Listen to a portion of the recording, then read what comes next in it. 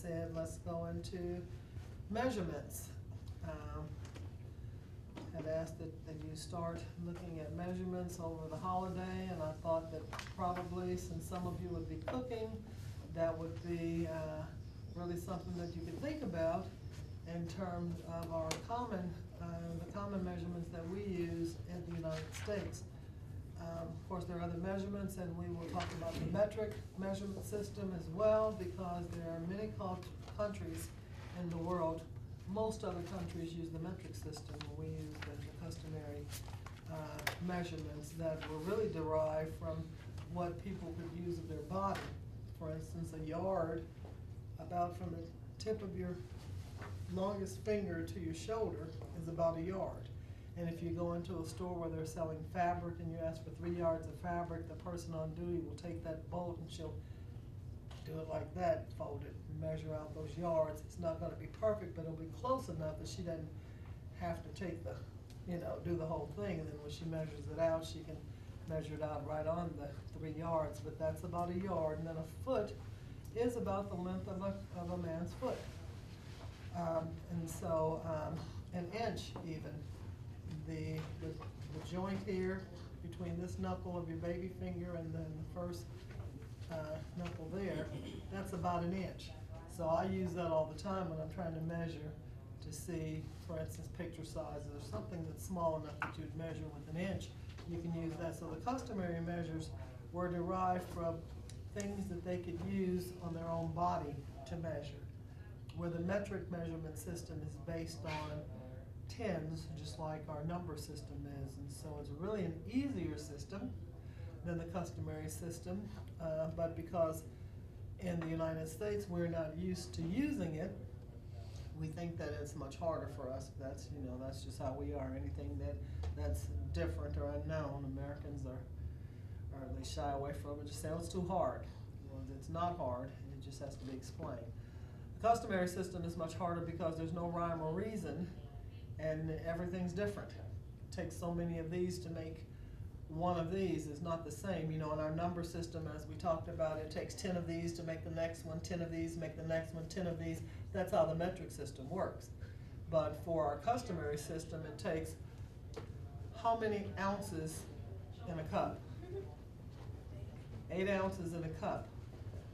How many cups in a pint? I'm looking at these because they've been through it before and they should know every one of these. 2 cups in a pint. See, we had 8 ounces in a cup, but now 2 cups in a pint. How many pints in a quart? 2. How many quarts in a gallon? 4. See, it changes up each time. So those are things you have to memorize. And you have to find a way to memorize those things. Anything you try to memorize, you have to attach it to something that you already know. It has to make some kind of sense to you. You have to figure that out for yourself. It's different for everybody. I have a way of figuring out phone numbers when you used to have to know them. Now nobody knows phone numbers. If you lose your phone, you can't call anybody. I was going to wish my nephew a happy birthday, and I had already missed his birthday, but I thought about it last night. I said, well, I'll do it right quick, and I forgot I had changed phones, and my other phone, the screen stopped working, so I can't get phone numbers off of it. And I looked, and he's not one of my contacts, so I couldn't even, I don't know what his phone number is. So I couldn't even wish him. I'm going to have to call his sister now, or text her and get his number. But when we used to know numbers, I had a system of how to remember them, and when I would explain my system to somebody, like a family member, so they think it was the craziest thing.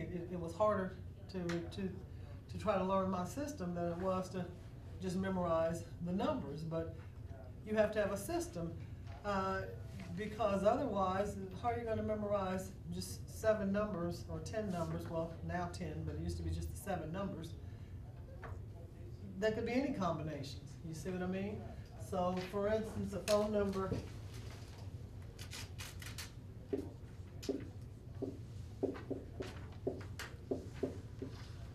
Now, that was my ex-mother-in-law's phone number.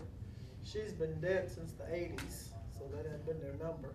And I've been divorced for 25 years, so that's how long I've remembered this number. Much longer than 25 years. But what I remembered is that when I looked at it, I have to look at it and it's gotta mean something to me. 525 is my birthday. So I said, okay, 525. And then these numbers to me all kind of go together because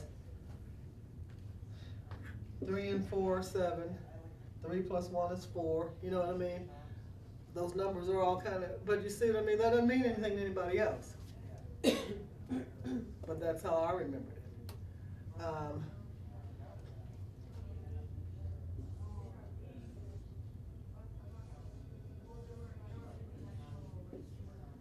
This goes back even further.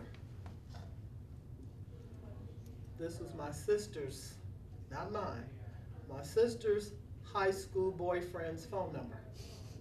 You say, why do I know this number, huh? Yeah, you're in trouble. Yeah, we're a year and a half apart. She was a senior when I was a junior, but no, I knew this number because sometimes she'd be there and I need to call for her. And everybody's number, well, a lot of people's number in Detroit started with 86. So I didn't have to remember that. That was a given, you see. That's something that's already there. So I looked at this and I said, 81, 81. You see, so I knew when I slowed up and said 80,